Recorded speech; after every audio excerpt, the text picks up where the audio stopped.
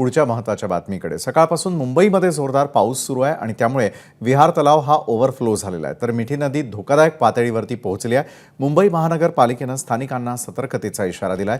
इथला देखील आढावा घेतलाय आपले प्रतिनिधी प्रशांत बढे यांनी।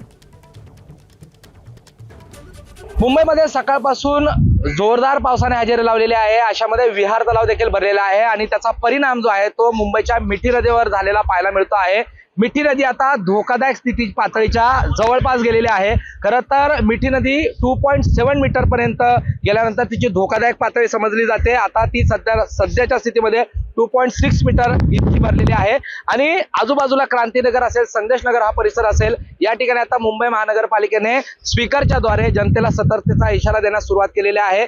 अशा स्थितीमध्ये इथल्या नागरिकांचं स्थलांतरण आता एचडीएल मध्ये करण्यात आलेलं आहे। मात्र अनेक लोकांची घरं अजूनही त्या ठिकाणी आहेत, त्यामुळे आज सकाळपासून मुंबई महानगरपालिकेचे कर्मचारी या ठिकाणी इथल्या नागरिकांना माईकवरून सतर्क राहण्याच्या सूचना देत आहेत। सध्या तरी 2.6 मीटर इतकी मिठी नदीने पातळी गाठलेली आहे आणि जर पाऊस पुढील काही वेळ असाच पडत राहिला तर मात्र मिठी नदी जी आहे ती धोकादायक स्थितीमध्ये येऊ शकते। त्यामुळे आता मुंबई महानगरपालिका एल विभाग जो आहे तो सतर्क झालेला आहे। प्रशांत बडे, एबीपी माझा, मुंबई। एबीपी माझा, उघडा डोळे बघा नीट।